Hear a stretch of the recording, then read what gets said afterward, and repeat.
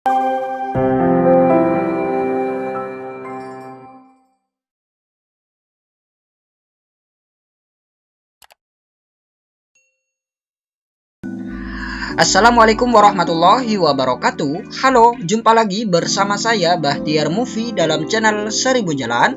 Baik teman-teman, pada video kali ini admin akan memberikan informasi yaitu sedikit kabar gembira terkait jenjang karir guru ASN P3K. Nah, di sini sudah terbit Permendikbud yang baru yaitu nomor 40 tahun 2021. Nah, jadi buat teman-teman simak terus video ini. Dan sebelum lanjut, seperti biasa, bagi teman-teman yang baru menemukan channel ini, jangan lupa teman-teman tekan tombol subscribe-nya terlebih dahulu dan tekan tombol loncengnya, agar nantinya teman-teman selalu mendapat informasi-informasi terupdate dari kami. Baik teman-teman, kita langsung saja.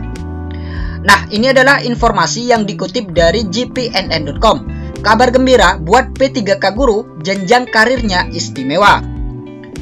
Kabar gembira bagi seluruh pegawai pemerintah dengan perjanjian kerja atau P3K guru. Pasalnya, Mendikbudristek Nadiem Makarim menerbitkan Permendikbudristek nomor 40 tahun 2021 tentang penugasan guru sebagai kepala sekolah. Permendikbudristek yang ditetapkan pada 17 Desember 2021 dan diundangkan pada 27 Desember 2021 itu, salah satu intinya adalah mengatur jabatan kepala sekolah bisa diisi P3K guru. Terbitnya Permendikbudristek tersebut mendapat sambutan gembira dari P3K guru. Alhamdulillah, sekarang P3K tidak dianggap kelas 2 lagi, kata Rikrik Gunawan, Sekretaris Forum P3K Kabupaten Garut kepada jpnn.com. Dia menyebutkan Permendikbudristek nomor 40 tahun 2021 itu mengangkat derajat P3K. P3K bukan lagi kelompok penggembira karena bisa menduduki jabatan manajerial. Rikrik mengungkapkan sudah berkoordinasi dengan Dinas Pendidikan Kabupaten Garut untuk menanyakan isi Permendikbudristek nomor 40 tahun 2021. Dari informasi tersebut, mereka pun makin bangga menjadi P3K karena Kemendikbudristek memang benar-benar ingin menyamakan status P3K dengan PNS. Saya senang dengan adanya kebijakan ini. Berarti P3K memang bukan ASN KW seperti persepsi sebagian orang. Jenjang karirnya pun begitu istimewa, terangnya. Dia berharap para P3K guru lebih termotivasi untuk selalu membaktikan diri sebagai ASN serta menjalankan fungsi-fungsinya dengan baik. Janji pemerintah bahwa P3K itu setara PNS perlahan-lahan mulai dibuktikan, pungkas Rikrik Gunawan. Sebelumnya, Sekretaris Ditjen Guru dan Tenaga Kependidikan atau GTK Kemendikbudristek Nunuk Suryani mengatakan, pemerintah tidak ada perbedaan antara P3K dan PNS. Keduanya diperlakukan sama karena sama-sama ASN. Kemendikbudristek merevisi Permendikbud soal pengisian jabatan kepala sekolah dengan memasukkan pasal untuk P3K guru. Tujuannya agar jabatan Kepsek bukan hanya milik PNS guru, tetapi guru P3K. Nah, jadi ini sedikit angin segar ya teman bagi guru P3K yang mana nantinya bisa menjabat sebagai kepala sekolah. Nah, kita langsung saja cek Permendikbud nomor 40 tahun 2021 ini. Nah, ini dia teman-teman surat dari Kemendikbud yaitu tanggal 30 Desember 2021, penyampaian salinan peraturan Menteri Pendidikan Kebudayaan Riset dan Teknologi.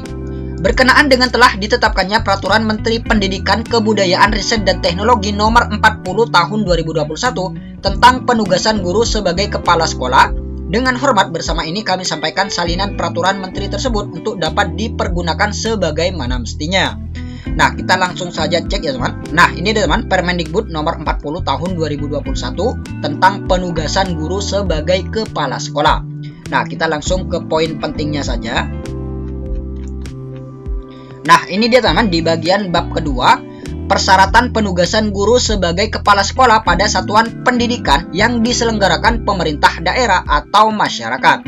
Kita baca yang pasal 2 ayat 1. Guru yang diberikan penugasan sebagai kepala sekolah harus memenuhi persyaratan sebagai berikut. Kita lihat yang pertama, memiliki kualifikasi akademik paling rendah sarjana atau S1 atau diploma 4 atau D4 dari perguruan tinggi dan program studi yang terakreditasi. Nah, ini syarat yang pertama yaitu minimal memiliki kualifikasi akademik paling rendah yaitu S1 atau D4, dan juga dari perguruan tinggi dan program studi yang terakreditasi. Nah, jadi di sini hanya terakreditasi saja, jadi tidak ada batas minimal akreditasi. Kemudian yang B, memiliki sertifikat pendidik yaitu Serdik. Kemudian yang C yaitu memiliki sertifikat guru penggerak. Nah, jadi ini alumni dari guru penggerak, teman. Guru penggerak yang mana ditunjukkan dengan sertifikat guru penggerak. Kemudian yang D, memiliki pangkat paling rendah penata muda tingkat 1 golongan ruang 3B bagi guru yang berstatus sebagai PNS. Nah, jadi ini bagi yang berstatus PNS di poin D. Kemudian yang E, memiliki jenjang jabatan paling rendah guru ahli pertama bagi guru pegawai pemerintah dengan perjanjian kerja. Nah, jadi ini bagi guru P3K, teman. Bagi guru P3K syaratnya yaitu memiliki jenjang jabatan paling rendah yaitu guru ahli pertama. Kemudian poin yang F, memiliki hasil penilaian kinerja guru dengan sebutan paling rendah baik selama 2 tahun terakhir untuk setiap unsur penilaian.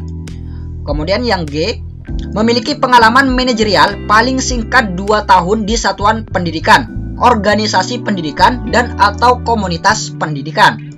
Kemudian yang H, sehat jasmani, rohani, dan bebas narkotika, psikotropika, dan zat adiktif lainnya berdasarkan surat keterangan dari rumah sakit pemerintah.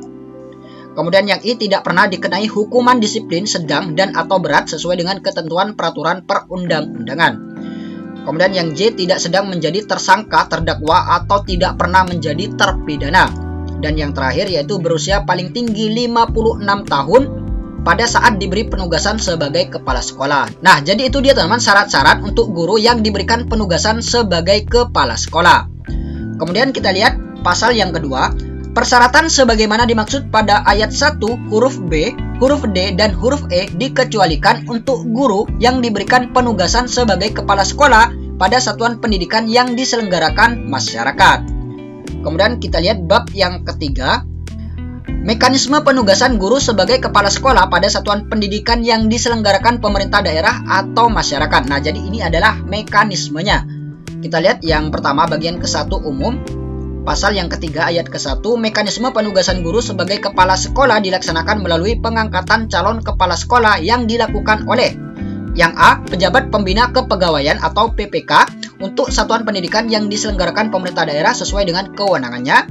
Kemudian pimpinan penyelenggara satuan pendidikan yang diselenggarakan masyarakat. Kemudian yang kedua, pengangkatan calon kepala sekolah sebagai kepala sekolah sebagaimana dimaksud pada ayat 1 dilaksanakan setelah mendapat rekomendasi dari tim pertimbangan pengangkatan kepala sekolah.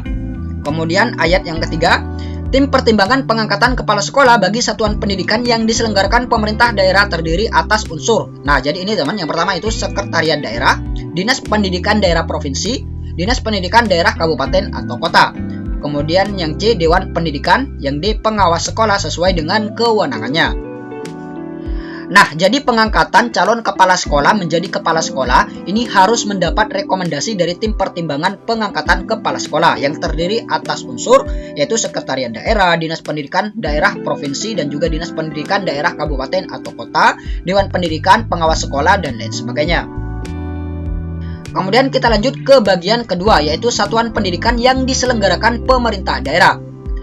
Kita lihat pasal keempat ayat ke-1, dalam hal jumlah guru yang memiliki sertifikat calon kepala sekolah atau sertifikat guru penggerak di wilayahnya tidak mencukupi, pemerintah daerah dapat menugaskan guru sebagai kepala sekolah dari guru yang belum memiliki sertifikat calon kepala sekolah atau sertifikat guru penggerak. Nah, jadi ini jika di wilayahnya tidak mencukupi jumlah guru yang memiliki sertifikat calon kepala sekolah atau sertifikat guru penggerak, maka pemerintah daerah ini dapat menugaskan guru sebagai kepala sekolah dari guru yang belum memiliki sertifikat calon kepala sekolah atau sertifikat guru penggerak. Jadi seperti itu.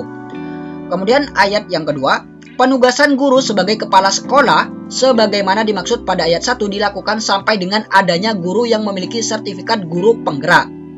Kemudian yang ketiga, persyaratan sebagaimana dimaksud pada pasal 2 ayat 1 huruf C dikecualikan untuk penugasan guru sebagai kepala sekolah sebagaimana dimaksud pada ayat 1.